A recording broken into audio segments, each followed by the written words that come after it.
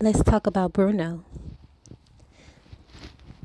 So, I want to make a reference to Bruno as having planets in the 12th house natally, especially if you have experience in having a stellium in this house. So, Bruno is isolated. If you know the story of Encanto, it turns out that he lost a parent. So this could represent something like Neptune, the moon, or something in the 12th house if you have that. But like he goes through this trauma where like, okay, let's talk about it. In his family, Maribel sees Bruno. Like she wants to know about Bruno.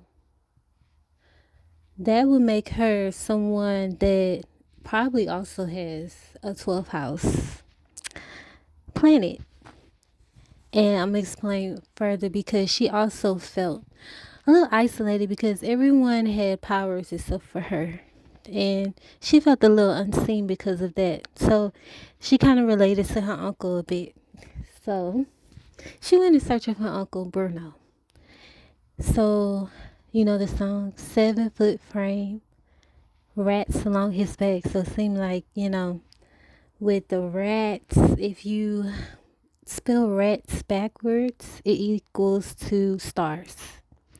Bruno was prophetic and Bruno could like read the stars and feel the energy of the family. So he had to isolate himself because it was kind of strong at times.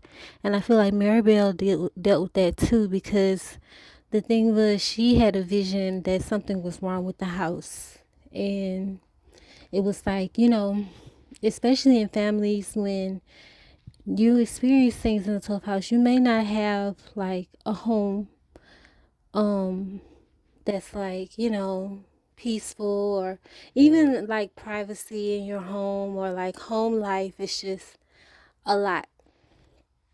Like it's funny they had the movie Home Alone. I just thought about that. Even though he had all those people in the house, he was happy he was home alone. But that's another thing.